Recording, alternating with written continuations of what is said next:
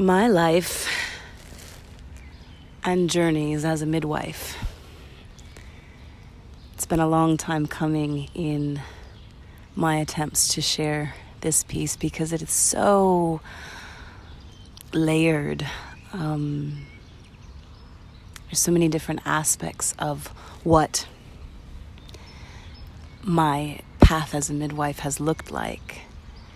And I would say the 2 times that I recorded it before this one, we'll see how this comes out, I could hear, as a tonal alchemist as well, I could hear the things that were still not integrated within myself. The first time I tried to record this, I still had a lot of anger, a lot of rage against some of the things that I saw, which, we also know truly, anger and rage is a cover for grief. The second time I recorded or attempted to record it, I could hear in my voice where the grief came.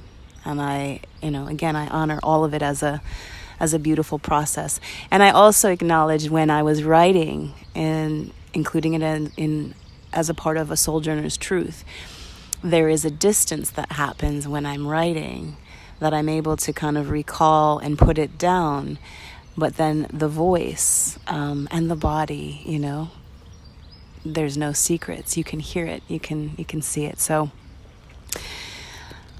I welcome you taking this journey with me. My life as a midwife. I think the beginning of my journey, because midwifery is not limited to birth only or catching babies. For me, it has been all encompassing. And I think it's safe to say that the beginning of that was with my practice. At 19, I was a massage therapist. And somehow prenatal massage was really interesting to me. That was something that, for whatever reason, I don't even know that I was thinking particularly about kids or in that way, but working with women as a prenatal massage therapist was really important to me. So I did the training that I needed for that, and from day one, pregnant women kind of found me. And as well as I had other aspects of my practice, my bodywork practice, deep tissue and cranial sacral and different things in that way. But the midwife aspect started with massaging pregnant women and working with them throughout their pregnancy and sometimes multiple pregnancies. And so there was a lot that started to unfold in those realms for me. And I think even as far as the starseeds themselves, so again, you can have your storefront, here's the energy, and you have your practice and massage and such. But I started getting messages and connecting with the children that were in the mother's wombs very early. I would just get these hits. And so that was huge. So I would say a good part of my midwifery practice started in that way. I was a massage therapist and prenatal massage therapist and doula. So it was my way of supporting and honoring the women as they were having their babies. And then I would say towards the end of my practice, there was a really strong connection to wanting to study and learn with other midwives, to apprentice. I started having dreams of teachers and midwives that I knew that I would study with and work with.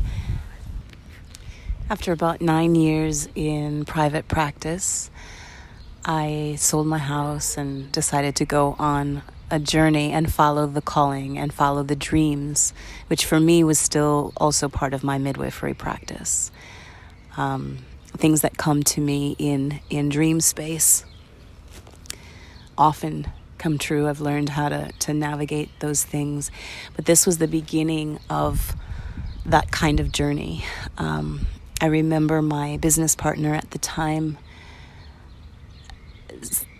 being really kind of confused.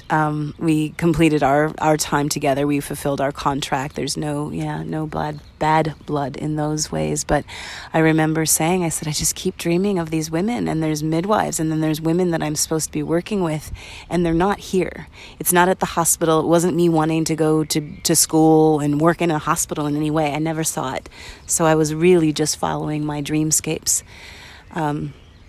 And decided to go to Africa. And I do things in trinities a lot of times. And so I chose 3 countries. I chose Ghana, Ethiopia, and South Africa. And going to Ghana, and I'm going to do my best, and I'm also calling in my womb tang clang to help me kind of stabilize my energies and only bring forth the stories and the things that I'm meant to share, and to also hold my emotions in a way that I can retell it without being caught in the emotion of it. But so Ghana was the first place that I traveled to. I had a contact that I made through my Reiki master, who's no longer on this earth plane, but you will hear about her. I have a segment that's called Many Lives, Many Masters, where I just literally will dish and bring in the energies of some of these amazing souls. There's a plane flying overhead, so I hope it's not distracting. I get to share different living embodied masters, people that I've had the benefit of walking beside, learning with, apprenticing with, whatever it is. So you'll hear more about her. But I had a contact from Ghana. This was the only one of the journey in that way where I actually had a contact. And it was through Reiki. And so I arrived in Ghana, and I connected with this person and this family, and we had agreed that I would do some work in the community, as well as they were a part of the Rosicrucian order. It's a spiritual, well, I think you could call it religion. I don't really know. But anyways, that was the contact. And for me, connecting with some of the people there, and then I was teaching Reiki, which I learned at the time. I'm not a teacher. I can help ones attune to the frequencies and to what needs to come through for them, but I'm not, being in circles and seeing ones and working on them. When people would ask me questions, I realized that it brought me into my mind, and I never work that way. I literally just, it's all intuitive. And there's not like a set of systems. So I think even Reiki for me was a beautiful tool, but it's specifically just it's energy work, and then working with and seeing the divine and the energy moving through each person that you work on. You just attune in those ways. So there was that aspect. So bringing in the midwifery piece though too. So somehow, even if I was teaching and I was, doing these different things, and there were people that would come to the house, probably about 6 or 7 people a day, that I was working on. But at the same time, the midwifery piece is, the women that I was connecting with at that particular time, were sharing stories of how they were being raped by their husbands. Like that was normal. You would even drive and you could see billboards. If you're being raped by your husband, here's a toll-free hotline and something. And I remember on one particular day, going to teach, to facilitate a workshop under this amazing neem tree. And it was much cooler because Ghana can be really, really, really, really, really hot. And so that was better than being inside of the Rosicrucian church. And I remember sitting in the back seat, and the man, the head of the house that I was living with, and his family, and then someone else driving, and there was another person in the back. And I remember the men joking. They passed one of these billboards, and they're like, "Ha, yeah, like the hotline is going to help them. They're our wives. We can do whatever the fuck we want." He didn't say fuck, but I'm saying it in the story. But it was that energy, and for me, part of my path as a midwife has been able to see what's going on, to see what is happening.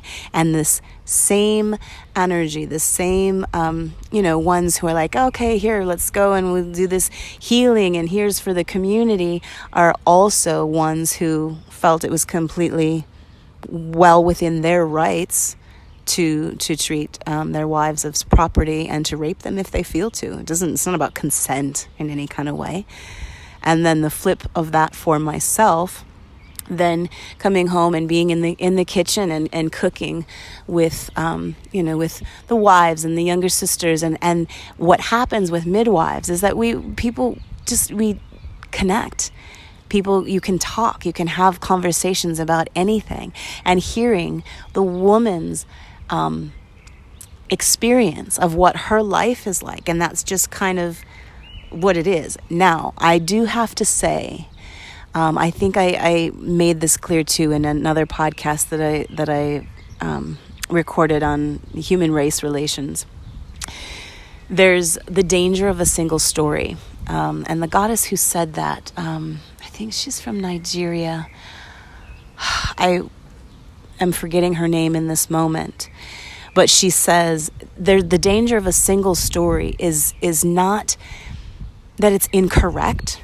It's that it's incomplete. So I want it to be very, very clear that as I'm speaking and I'm sharing just some of what my path as a midwife has looked like, it is not at all to blanket and to say that this is happening. So now I'm speaking, I happen to be in Ghana. And so it's not all of Ghana that this is happening, and it can be also different generations and different things in that way. So that was a huge piece. That was a huge part of the journey for me, and seeing like eyes wide open. Here's the, again, head of the house who again made on so many levels. He did a lot with his students and, preparing. He was probably really good with young adults in certain ways. But there were aspects that were coming out just in general as far as his character and his being and what was culturally acceptable. And what he felt entitled to. So there was that piece, and me being able to, one, hold the space that I do with women and have a safe space for them to share some of the things that are happening and that they're living with. And then also being in another realm where I'm facilitating and teaching, and I'm riding in a car with a group of men who think it's fine and totally acceptable to rape your wife. Yeah? So I'm going to call my energy, pull it in a little bit, and then move to Ethiopia. So Ethiopia has a strong place in my heart. That's my bloodline. My birth father is Ethiopian. And there was something really powerful. I don't know if I mentioned it, but I was also pregnant at this time. So the time that I was traveling, I had my son who was in my womb at the time. So he was my partner in this journey. But traveling then to Ethiopia, which again, when I connect with the land, when I connect with the ley lines of a specific place, and just culturally beyond what you see going on the surface, there's something really powerful about that. There was something really, really deep. But again, my path as a midwife was calling me to eyes wide open. You need to see what's happening, and it's the beauty and the beast. There's amazing things happening in all of these places, and then really even in our world. But there's also an undercurrent, and there's things that are happening that should be made known and aware of. Yeah. So the one thing that was really powerful in Ethiopia that I felt drawn to, again, my dreams guide me in a lot of ways. I had visions and dreams of these women that I would see, and they were young girls.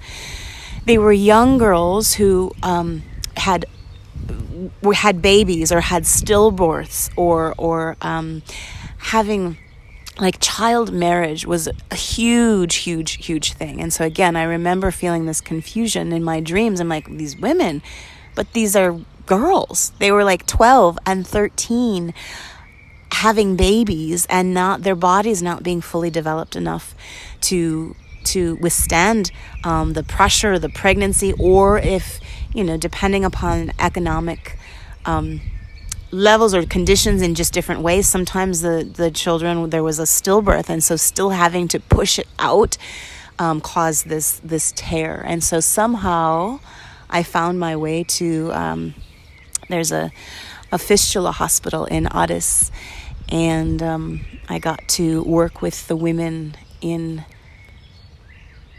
some of the women. I would probably say there were about 14 different women that I got to do some work with, and it was a huge gift, but as well as opening my eyes to seeing some of the practices and things that are just really outdated. Yeah, that a girl at 12 years old is not a wife, should not be a wife, and should not be a mother. She should be able to go to school and be able to grow and different things. But again, it was part of my path as a midwife to see what I was seeing, as well as serve the particular ones that I was meant to serve.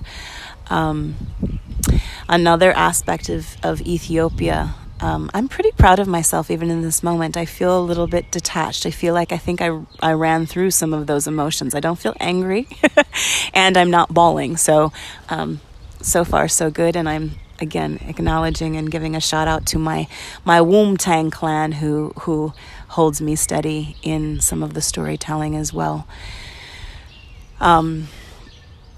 There was a point in my time in Ethiopia where I was invited to stay at, I'm not going to say the country, so it was an embassy, embassy. It was a representative, right? So it was like the person who had this house worked for the government, right? Somehow there was a connection that was made, and I was invited, I was welcome to stay. And as I understood what my role was, even in that, because all of it is, you walk blind in many ways, but then you understand why.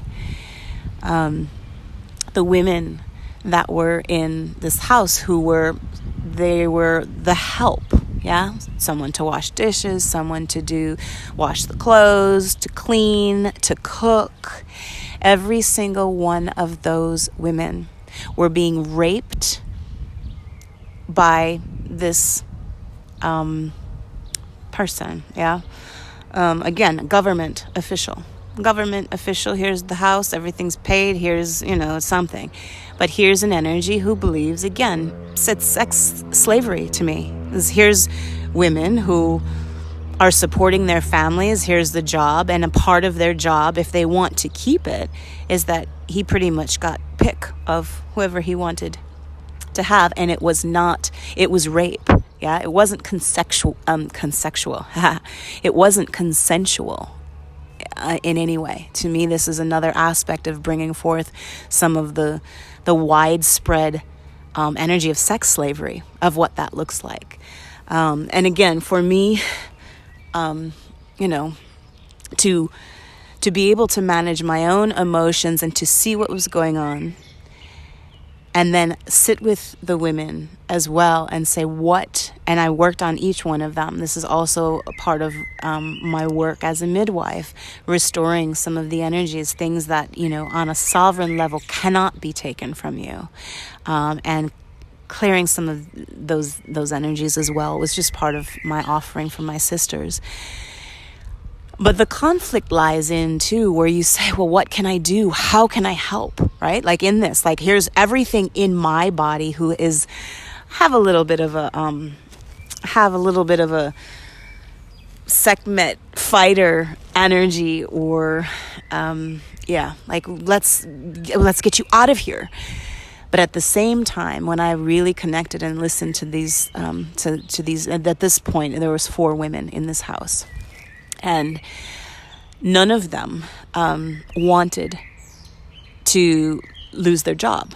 You know, it was like this, my family is counting on it. Like it was seeing the complexities of the situation, that for them, it was a literal choice of saying, okay, well then this is what it is. And no, I don't want you to make a thing. I don't want you to go to the officials, because it would affect too much the income that goes back to their family in the villages that they're from. It's huge. And I remember one of the women who, again, if you're being raped and here's the energy, it's your job and what it is, one of the women became pregnant. And again, my work with women does not just end with birth, and that her choice to not have that child. Because again, for her whole life, there's no way that it would be accepted or okay. So my path, again, was kind of this underground railroad. And so in supporting in the ways that I know how to support and walk with women, that was a big one. That's a big piece. So child marriage and sex slavery, which can look different in different ways. There's a lot of places as well where there's kids who are literally being taken off the streets and sold into sex slavery very, very young, and being raped at very young ages. Anyways, part of my work in this now is kind of sharing some of those stories and also connecting ones to places where they can be of support. Because I do think for the ones that are in the United States, in Western countries, there is a responsibility and an interconnectedness that needs to happen to connect and to say, we see this and it's going on and we need to help. And I also say this to say that it's not just the countries that I'm speaking about. It's happening in the United States every single day.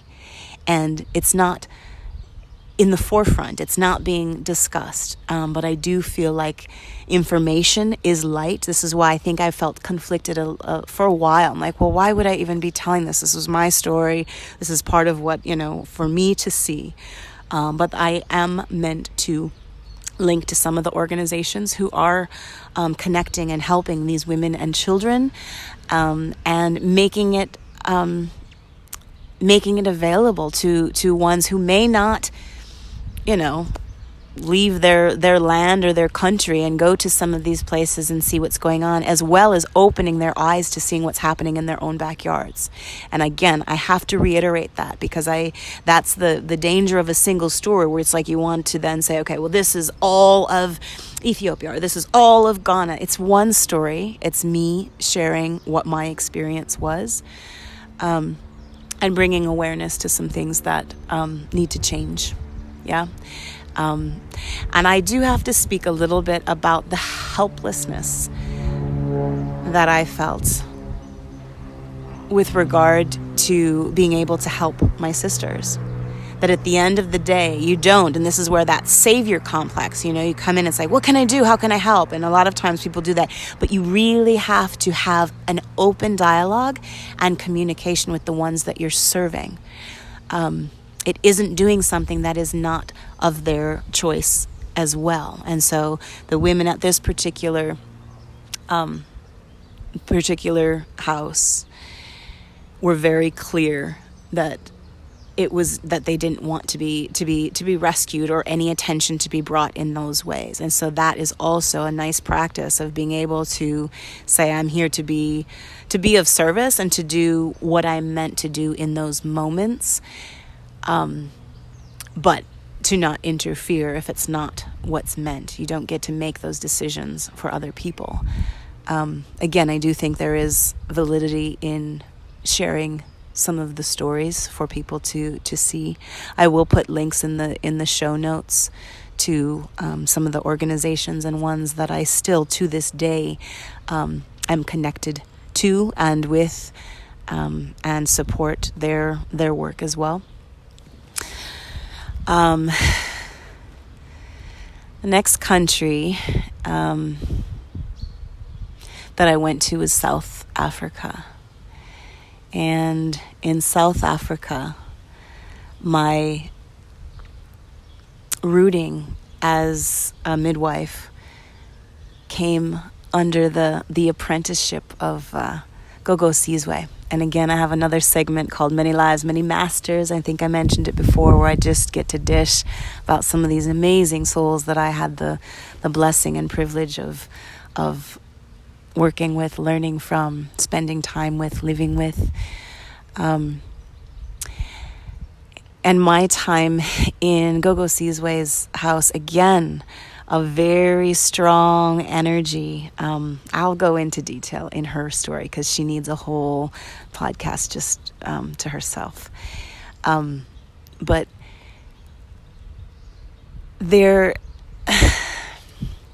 it was my gift, really, to be able to one, show up and be with her.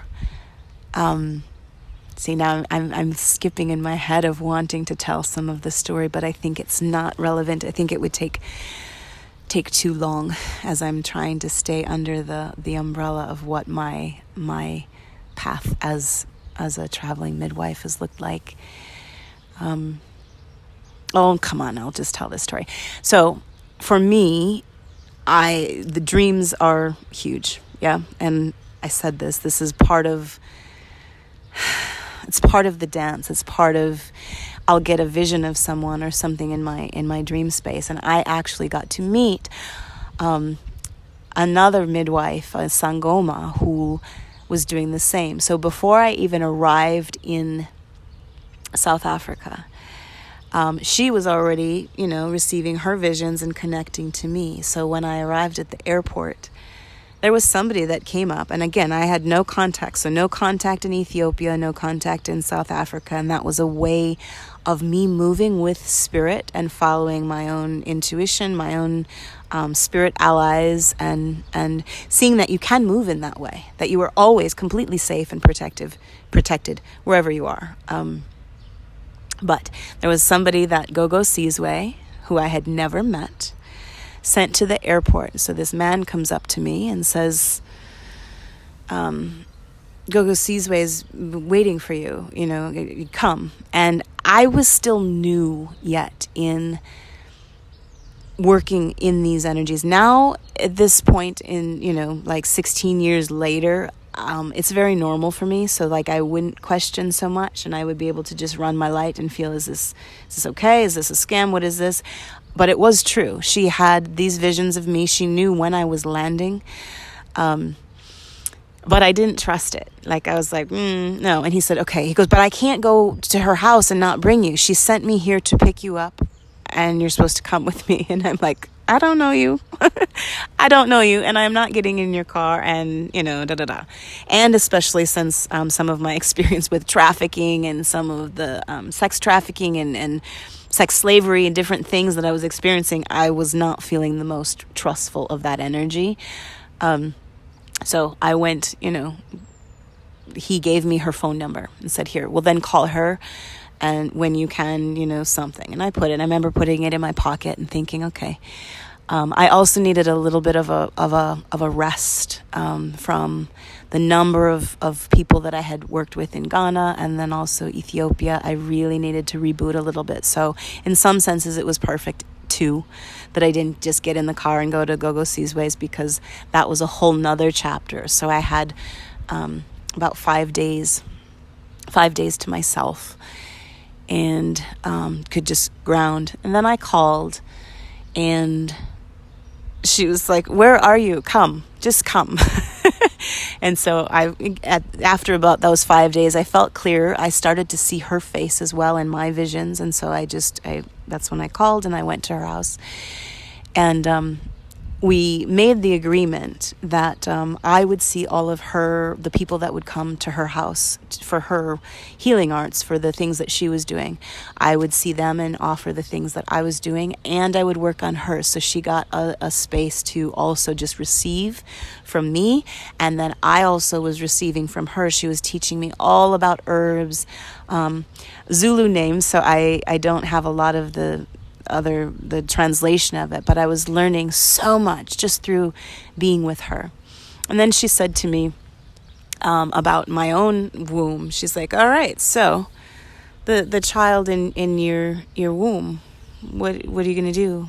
What's happening? And I remember thinking to myself, going, well, she's just picking up on my spirit ally. Yeah. Afra is an energy that's been with me since I was a child. So there's I didn't really connect the two.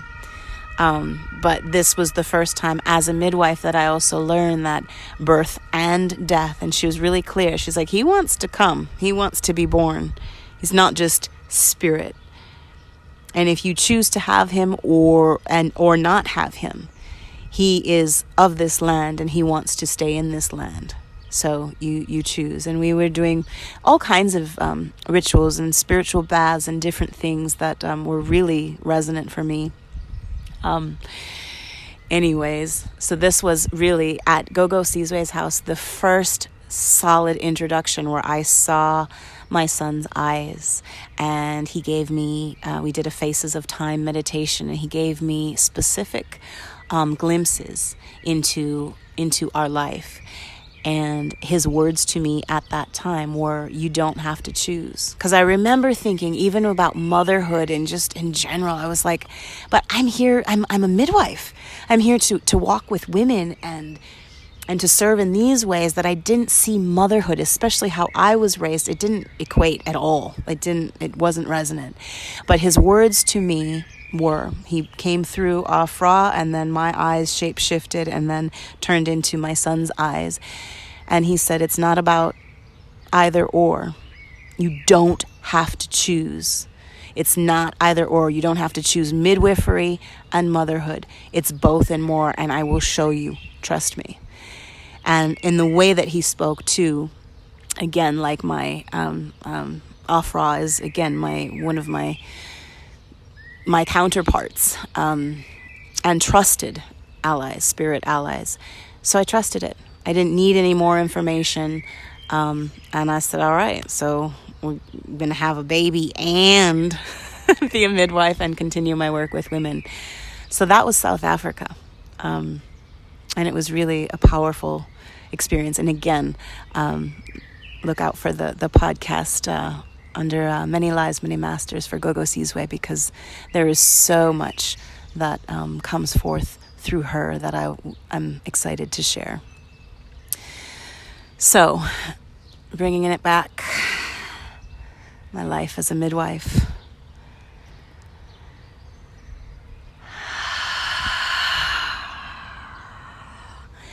From there, I traveled to Indonesia.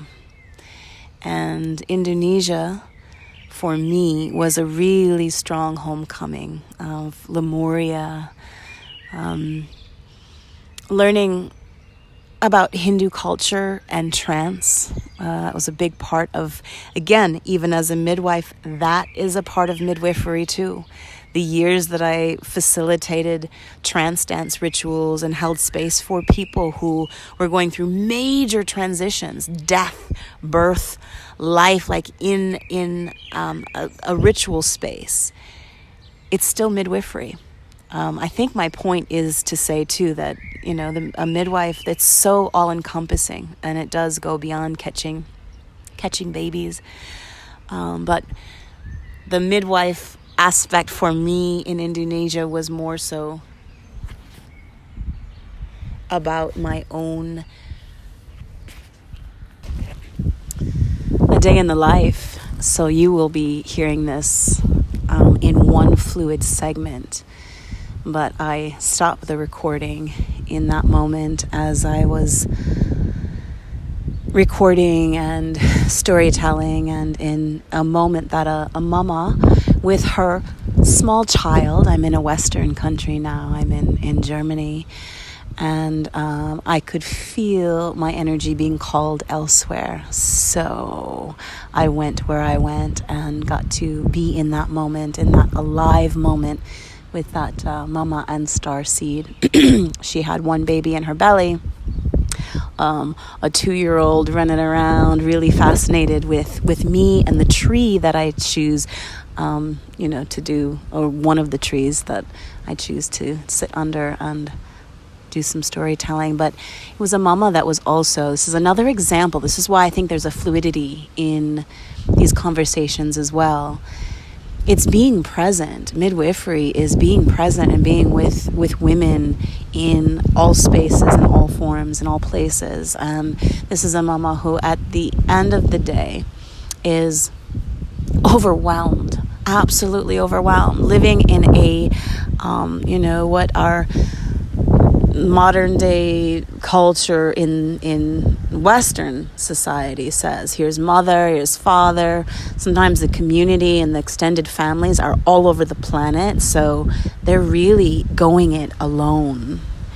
And Oya is coming in strong. I think it's going to rain soon, so we'll see how far I get in this recording. But seeing that there's this absolute overwhelm, that we are not really meant to do it without the support of our soul family and our community. So even that exchange, even that interruption, to me is midwifery. It's part of walking with women. And so here I have my blanket spread out. Child's here, and she's apologizing for him because he's all up in my energy and space, and then we're communicating telepathically. There's all kinds of things that are happening, and the invitation for her to sit down. I see you, mama, and I'm right here. And in this moment, this is what that looks like. Midwifery is, again, all encompassing. So that moment has passed, and like I said, there's some temperature and some change, so we'll see how far this goes. I left off at I think I was 8 moons headed to Indonesia.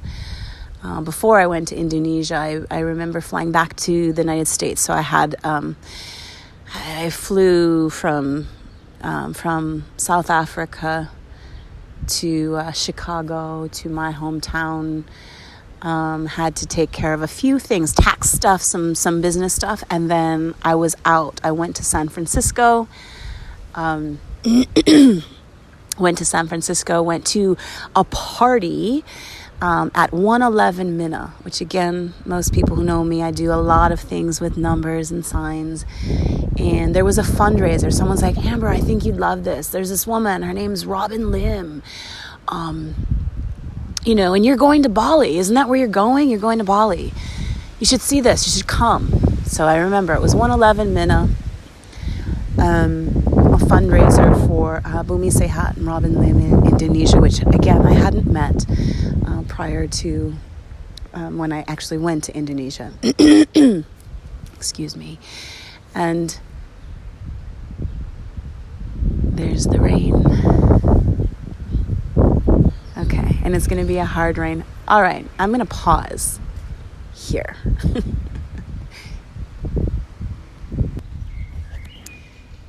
So I'm still sitting in the same spot. I already received a beautiful blanket and baptism and blessing rain. And now it's stopped and the sun is coming out really bright to my right. And on my left, you see some dark clouds. So let's see how we move in this moment. And forgive me if I'm repeating in any way. I don't feel like really going back and listening to where I left off and how. Overall, I know it's Indonesia and the journeys as I was headed in that direction. My initial pull even to Indonesia was of a soul brother and friend of mine, Wilbert Alex, who is no longer in the body, but he's right here beside me, and mentioning as well that, again, Many Lives, Many Masters. There will be a whole podcast dedicated just to him. He was someone that I facilitated trance dance with learned from, apprenticed with, and then also came to a certain stage in the game of my own embodiment and kind of even leaving those chapters and saying, no, I'm going to take the blindfold off outside of these rituals, outside of the retreats, and I want to see where the trance takes me. Yeah. So, Wilbert is really the one who brought me to Bali to begin with. We were doing a retreat and trance dance, and all over in different parts in Bali. And again, the intention for myself was to immerse myself in Hindu culture and specifically trance, because it is a part of my lineage and my embodiment. And anyways, that was part of the path. So that was my reason, initially for going to Indonesia.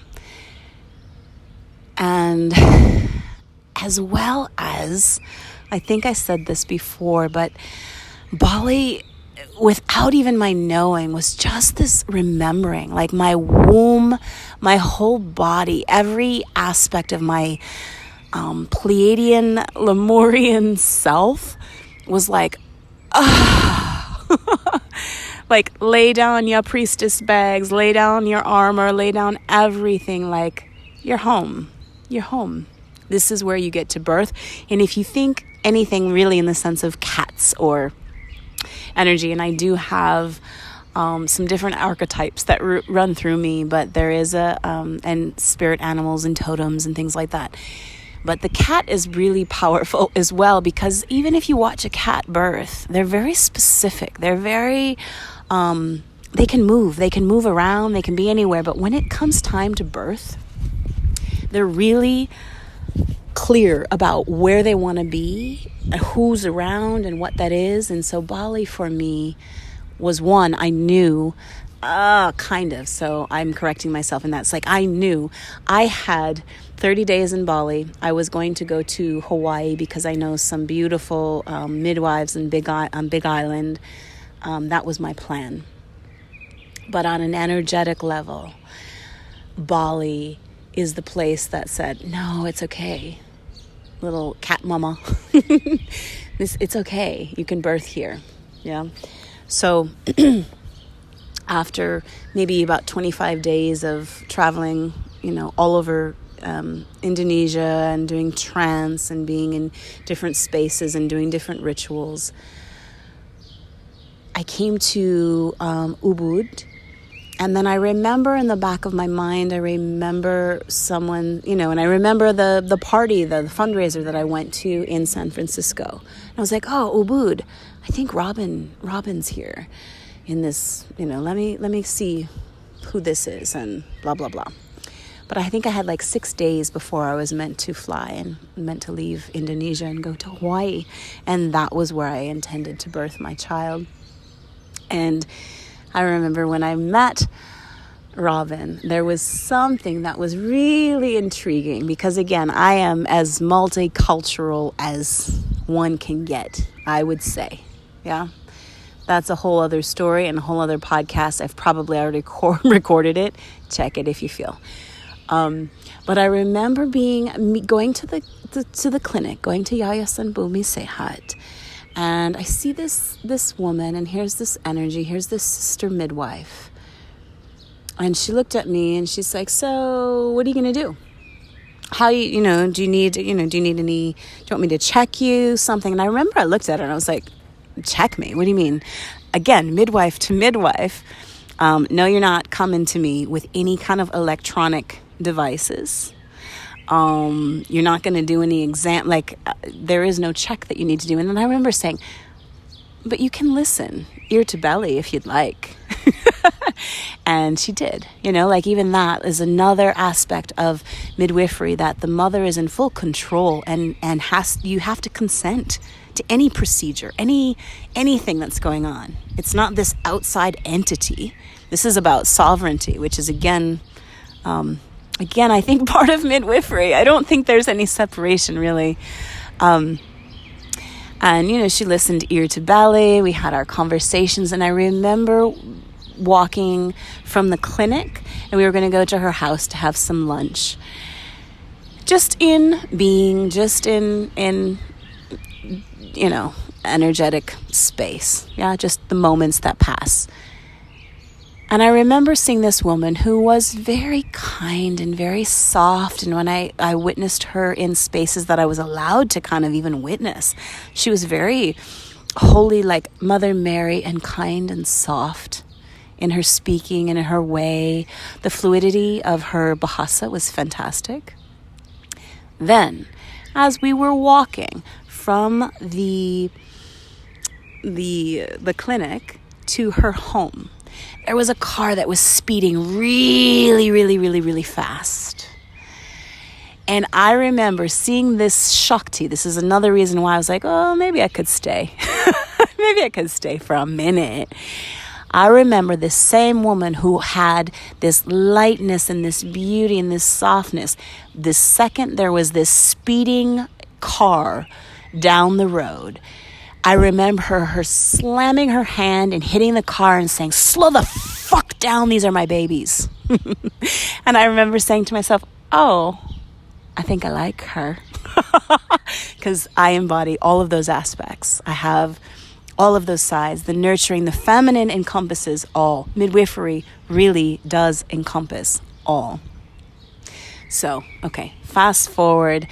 I was staying at the ashram in New Kuning, and I remember just some different experiences. Yeah, again, my spiritual aspects and my shamanic priestess aspects are always running. And I remember being in this ashram, and there was a goddess who was there, who every time she came into my space, and I speak to this because this is midwifery too, every time she came up to me, she's a beautiful, soft little wispy girl, yeah, really pale skin. I don't remember what country she was from, maybe Sweden or Norway, but every time she would come into my space and my field, and she would put her hand to my belly, it felt like fire. And for me, if you step to me, and even as I was traveling, I know how to run my light and hold my energy. And so every time her hand came and wanted to touch my belly, the fire that I felt, and I remember I looked at her and I said, this is not personal. I mean, no disrespect. I have no idea what this story is, but I need you to stop doing that. I do not want you to come into my field and into my space, period.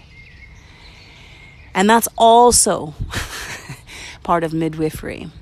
For the ones that are paying attention and listening, it's not about being polite. It's not about like, oh, well, maybe I shouldn't say that because I don't know, and I don't know the whole story. You don't need to know the whole story. I eventually learned that story later, but I had been traveling long enough that I knew how to hold the space for myself. I later, so this is just a little bleep and fast forward, I later had learned that this beautiful, amazing goddess, which if you know me, I am full-on pro-choice in every kind of way for everyone to claim their sovereignty and know what they wish to choose to do with their bodies, their lives, their babies, their pregnancies, whatever that is, yeah? But I learned later that this goddess had just come from wherever she came from, and she had an abortion. She chose not to have a child, which again, like I said, there is no judgment. But in the space and time in which she was in my field, and when her energy would come to me, it was with grief. Her hand held all of the grief, all of the shame, all of the things that she was feeling and processing at that time, which as a shaman, it's normal, and I hold space for many things like that in different dynamics, and it's fine. But you also have to know in each time and space, in your own physical body, in your own physical vessel, what is okay and what's not okay. And it's not about pleasing. Yeah?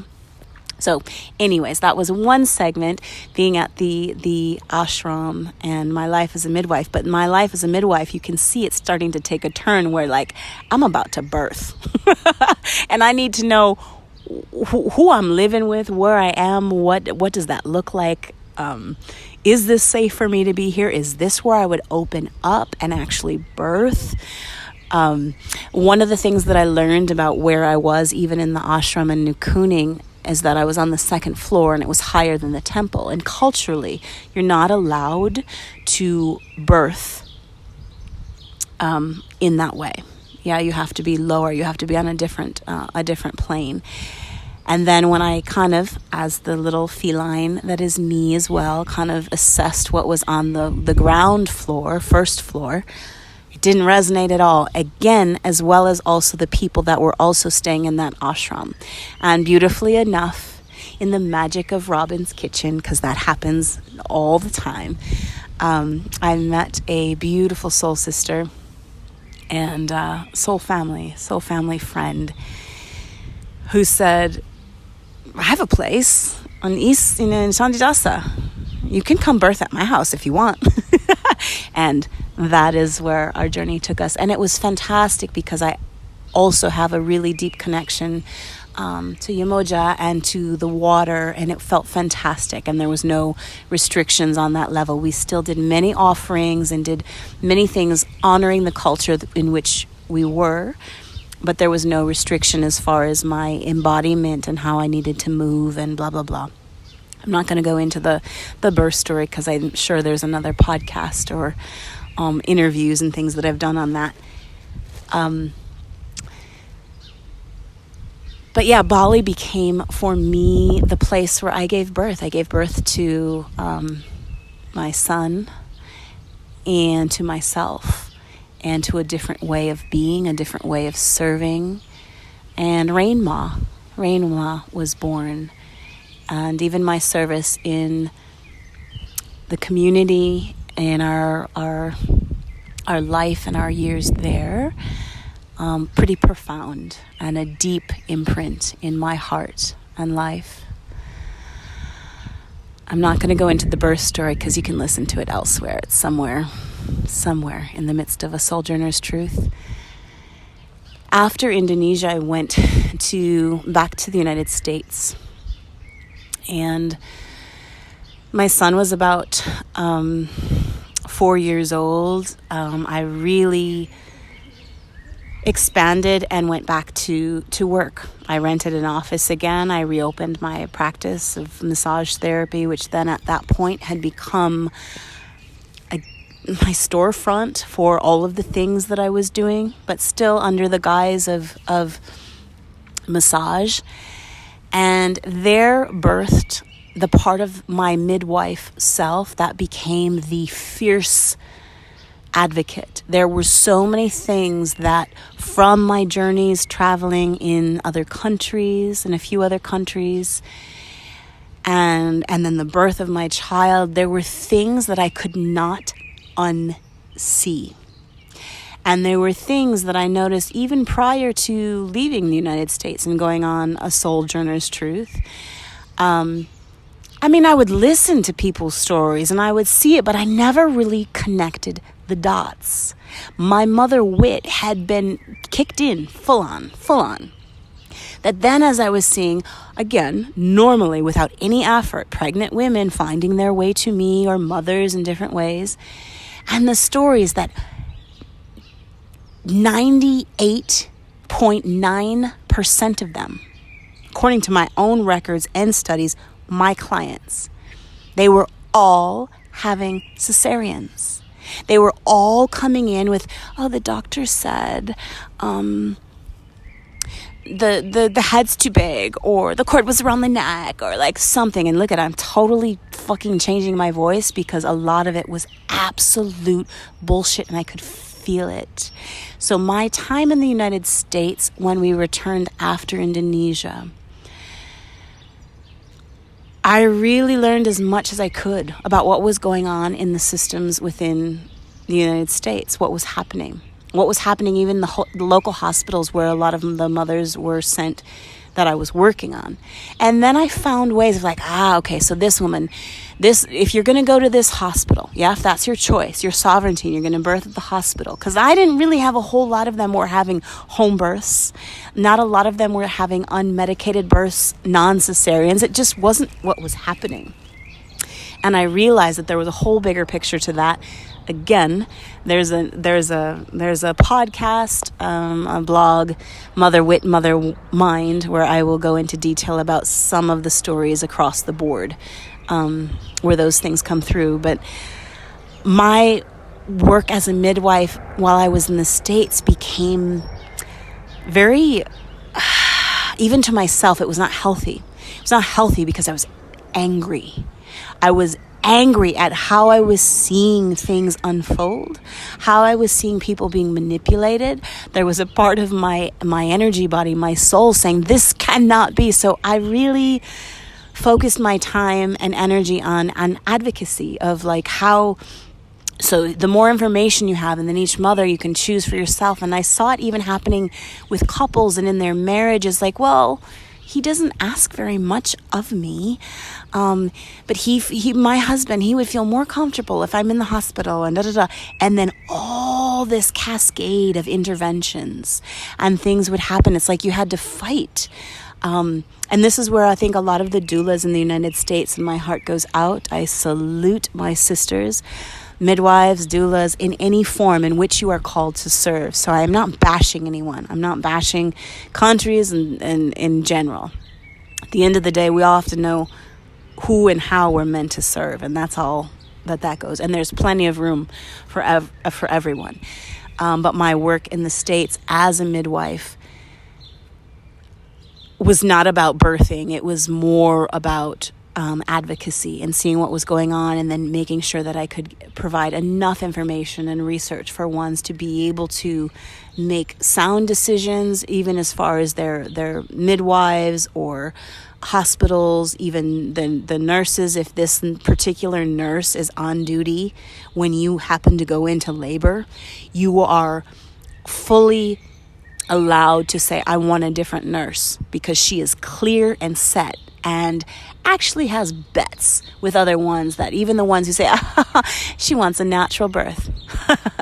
Watch, give me 20 minutes. She'll be taken. Like, I mean, a lot of different energies. But what I realized at the end of the day was like, that's not the best use of my energy. So I was really kind of burnt out in those ways. And again, I'm following this river of what my Underground Railroad and life as a midwife is. So I speak to, for, and from the one that I am. There was also a lot of death.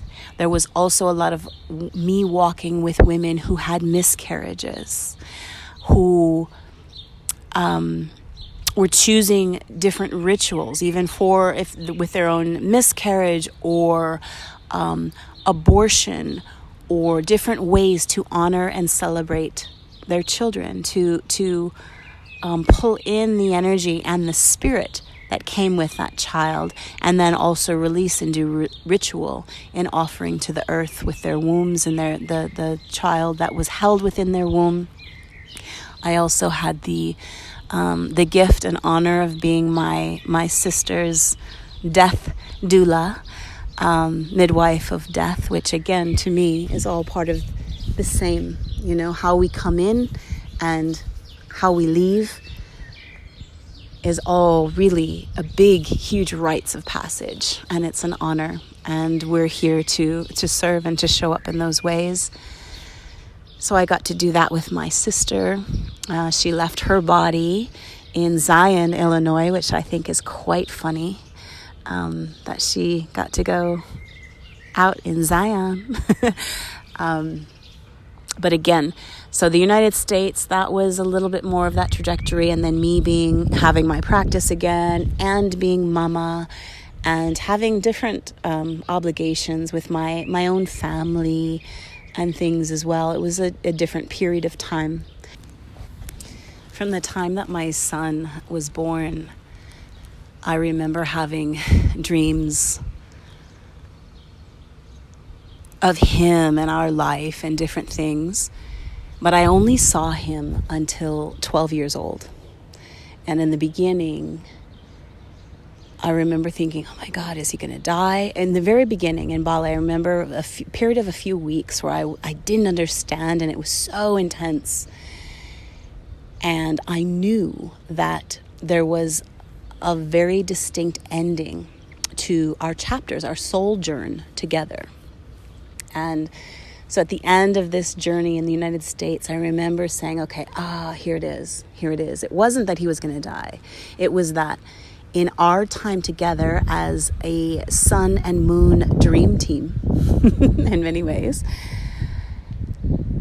there was an end to that chapter. And then it would be to his father and what his soul would choose moving forward.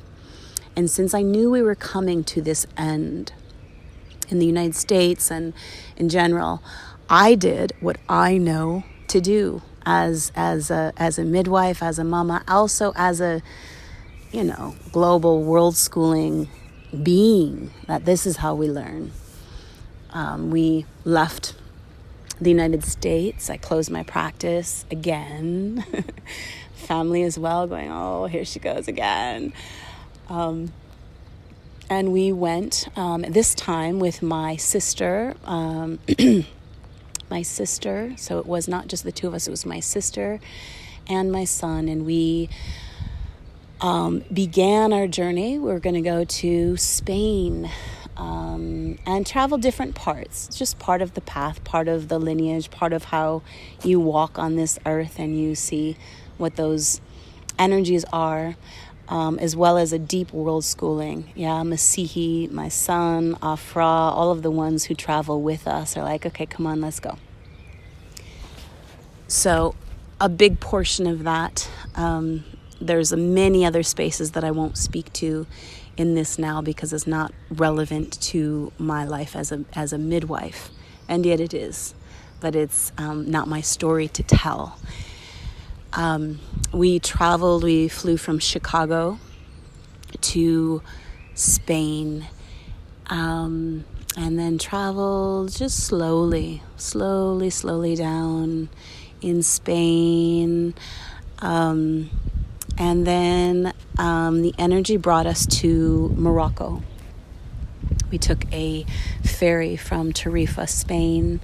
Even the stories of us reading The Alchemist, and if you know that book and you know some of the stories, the midwife and the storyteller in me loved those aspects. But we took the ferry and we went to Morocco. Morocco held a totally different energy and space for me as a midwife, as a mother. So of course we always connect with whom and how we're meant to meet with different ones. Morocco was probably one of the most intense initiations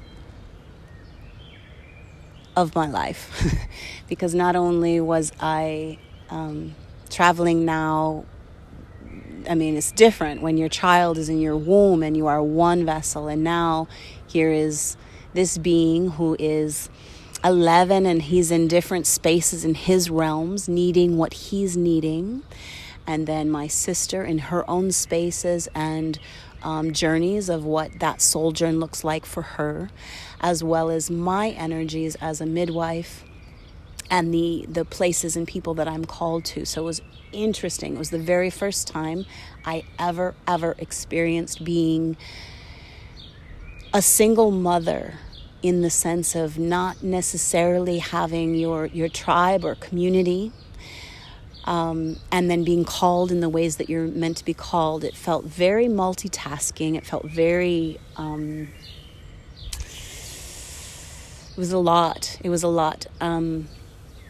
And the energetics for me, Morocco was a deep Atlantean energetic field. And so again, even if we speak about midwifery, right?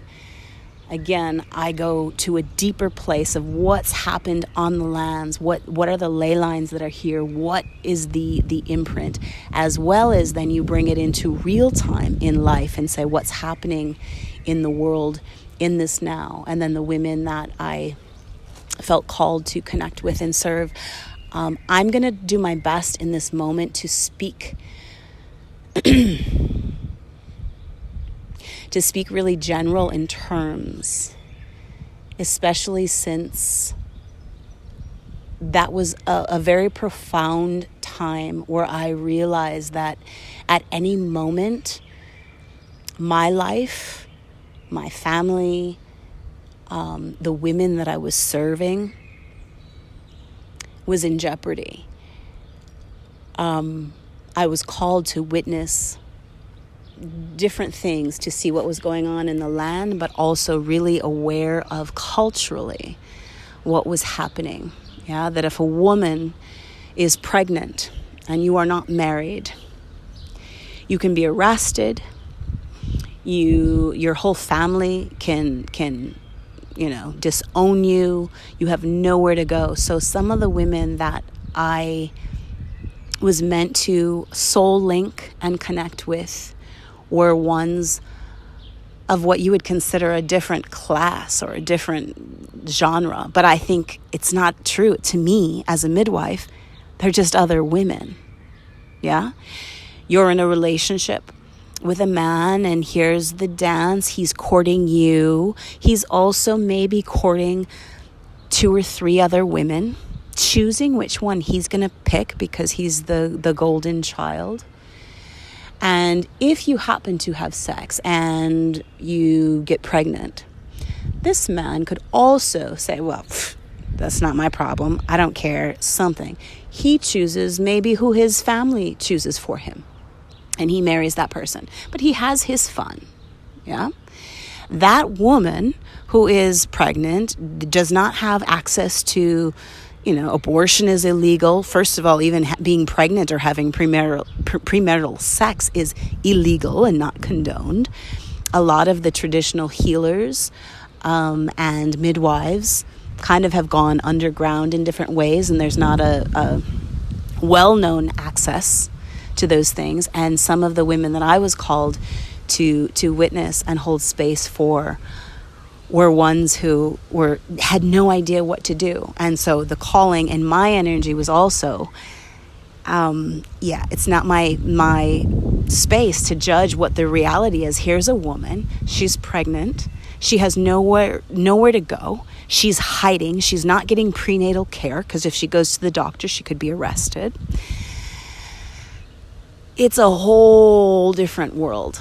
And I'm reflecting on this now too, because even now as my son and I talk from overseas, and he's in his life in the States and different things, even some of his recollection, he'll be like, oh, Mom, whatever happened to so-and-so, and things that I knew I couldn't even speak. I wasn't going to share and speak to him or speak to, in general. It's not like coffee talk. It's not language. So there was that. This is where I kind of bring in the underground railroad, as well as serving women who were wives and they have their husbands who are imams. Yeah, they're in the church, or they're not the church. So they're in their religious aspects and hear of how they serve the community. And those same men were sleeping with prostitutes. And I say that lightly, sleeping with prostitutes, because most of the prostitutes, which to me are women, so please stop. Most of the women that I served on those levels told me stories that you would not even comprehend that this is a man of God. This is someone who everyone, the whole society reveres, and he is raping prostitutes. He is adamant that he is blessed by God, so there are no sexually transmitted diseases, and just in general. And he would sleep with all of these different women, go home to his loyal and loving wife. Yeah? And then she gets pregnant. And here in the energy and in that service, and seeing, obviously, when you do a check and you look and you can see and you know what different sexually transmitted diseases look like, she's not going to go to the authorities because she doesn't want to get her husband in trouble. So therefore, it's risking the entire family lineage, right? To keep this secret of his infidelity, his, world of whatever that looks like, and her silently suffering with an infection, a disease that could literally cause huge harm to the unborn child and possible future fertility, different things. My time in Morocco was a huge eye-opener to see also things that were going on, and also to bring me to a place of neutrality. I've sat with women who you would deem and say, well, she's a prostitute. What did she do? Well, how did she become a prostitute? She was disowned by her family. She was on this trajectory, and here dating this guy, and here's this, and he happened to choose one of his 3 other women and then married that one. She's with child, disowned by her family, and has no other choice. And so there's a whole line, there's a whole other energy that for me was a part of my service. Like, if you want to be a midwife, what does that look like? Yeah. And is it just encompassing birth? Is it just about, babies coming out healthy? Or is it also, here are the herbs to treat this infection? Here's a woman who has been sexually abused and who is doing all of these other kinds of things at the end of the day just to survive, just to be in the world. It's a lot. And kind of, roll the role as well as being mama and as discreet as I can.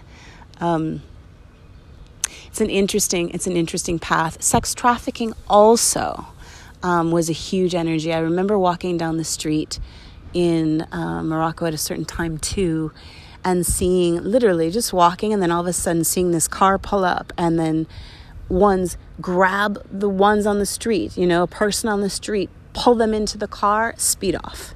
There's a lot that's happening. And I remember, because my son at the time was working, not working because he needed to provide for his family. We have so many stories and beautiful aspects that are a part of that. He learned about what's going on in Israel and Palestine from a soul family member who is Palestinian, owned an ice cream shop, and he would spend a significant amount of time working at the ice cream shop and just being. It was also presence and being.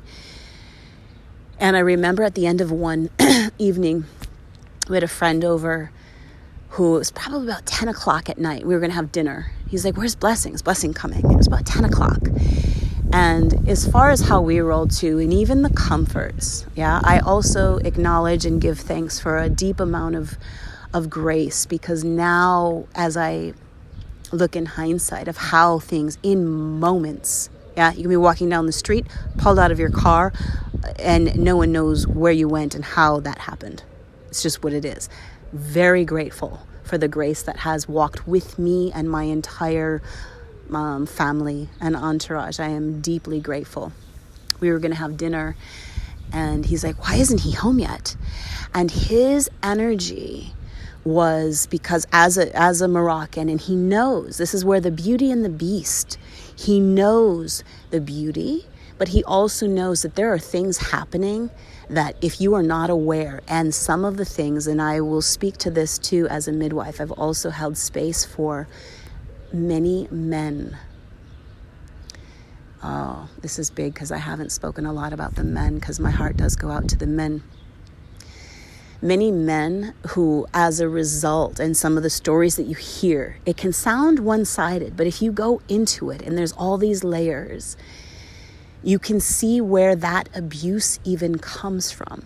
And this man who maybe, I don't know, mid-20s, he was so worried that it was like 10 after 10 in the evening. He's like, why isn't he here yet? We should go look. And I remember his fear and his anxiety bubbling in those ways. And I'm like, and then I checked my energy and I ran my light. And I'm like, no, he's at the ice cream shop. Yeah, I can transport my energy and field in different spaces. I'm like, no, he's fine. It's his energy. But what I realized as he was speaking, because of his own experience growing up in the land that he has grown up in, and seeing sex trafficking, seeing how you see also these people who come from other countries, right? That's not allowed in their own country. But they will come to places where then, well, it's not my child. These are not my nieces or nephews, but I'm going to travel because I can and go to this land and manipulate, pay children to have sex, use them in different ways, all kinds of things. His fear when he was speaking to me and saying, why isn't he here yet?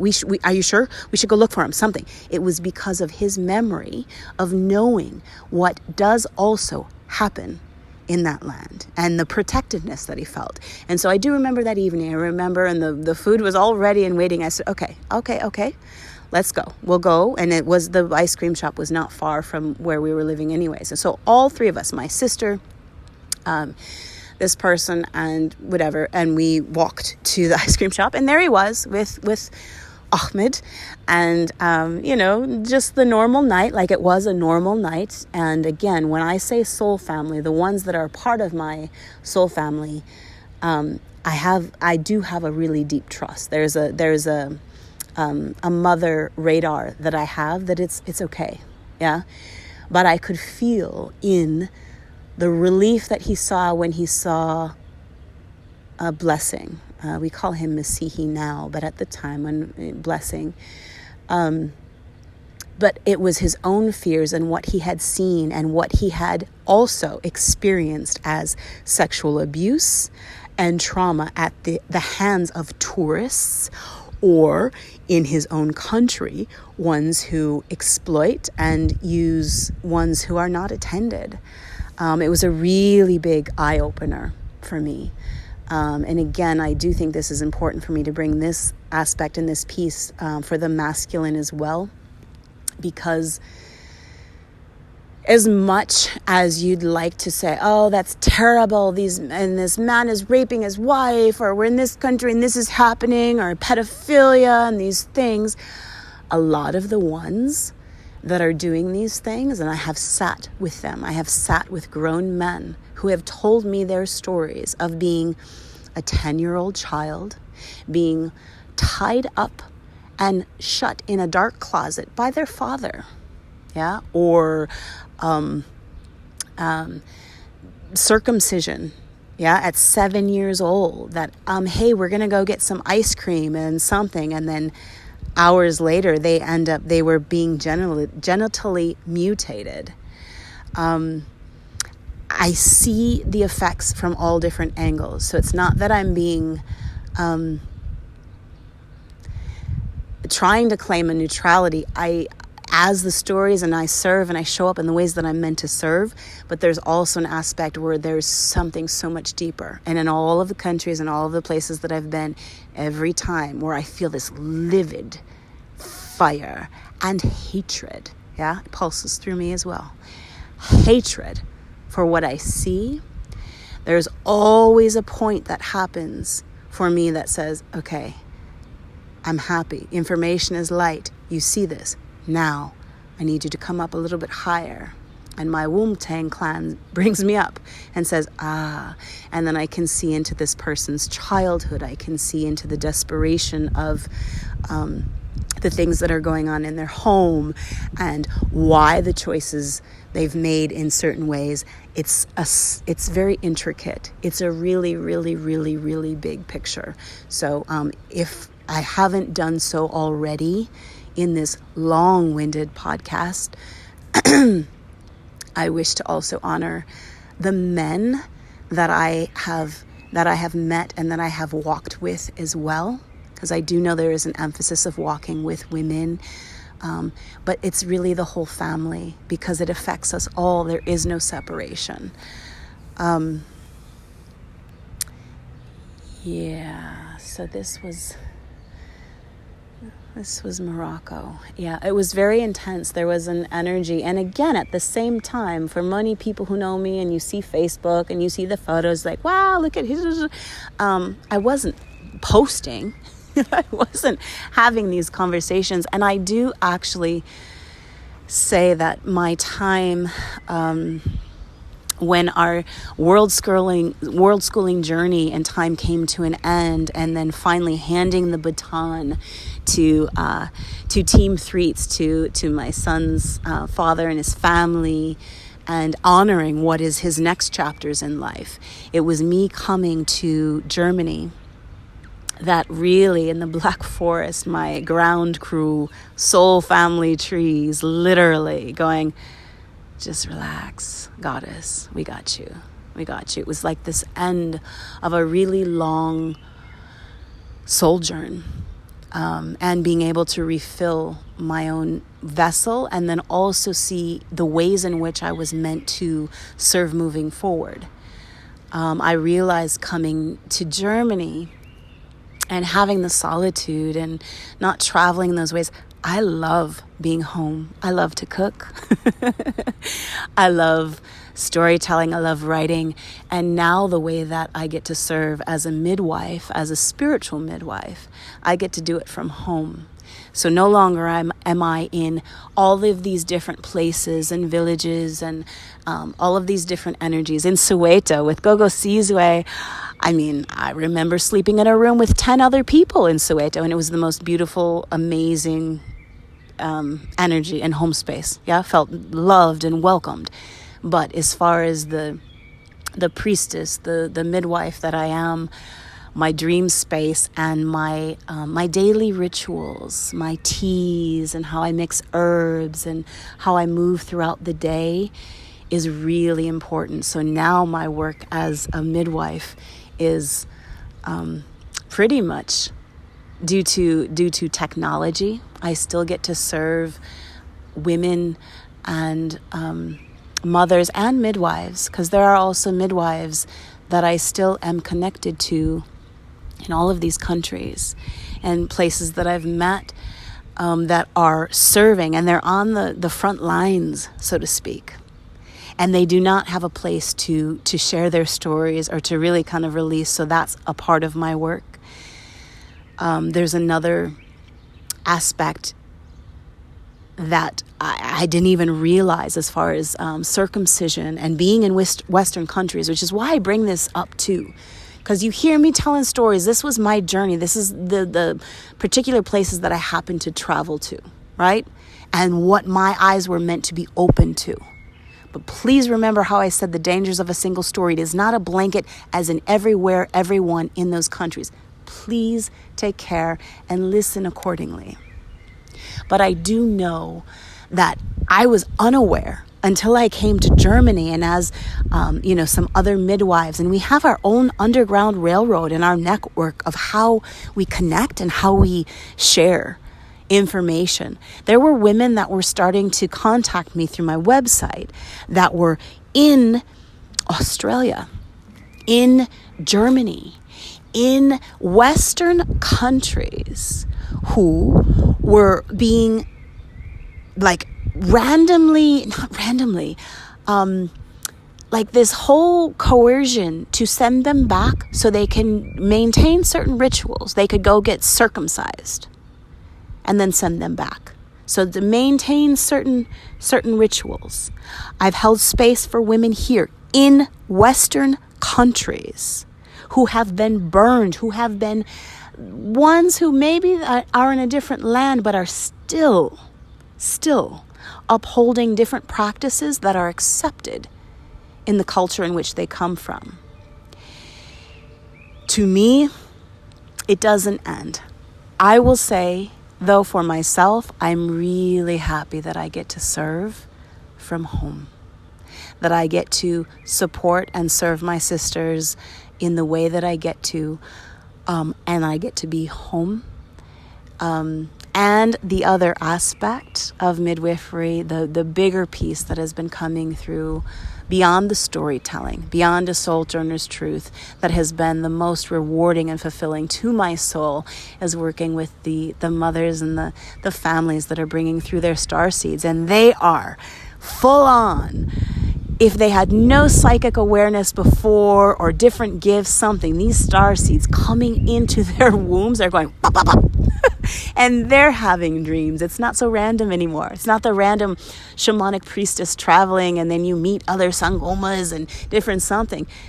Everyone is being tapped in these different ways, and then they find me. And between our Zoom calls or Skype calls, Signal, and the way that I get to support them throughout their pregnancies, as there's things that are coming through that they're like, I think this means this, but what do you see? Something.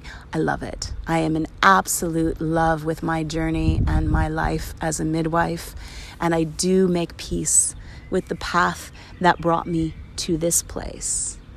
And like I said, I think at another point, there's certain things you cannot unsee. And even in the difficulty when I thought, but this is my story. Should I share this? Why should I share this? And the dangers of a single story. Why would I speak it?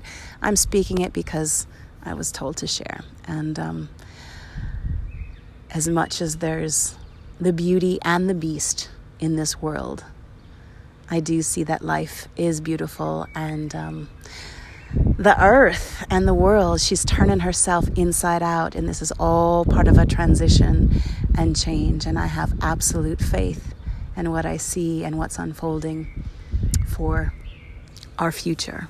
So I think this is a good place to end. Yeah.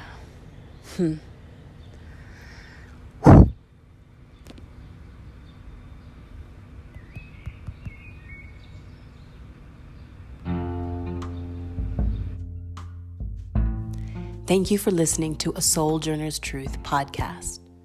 It's my purest pleasure to share my SoulJourn with you. To learn more about the services and the offerings I share with our global community, please visit asouljournerstruth.me.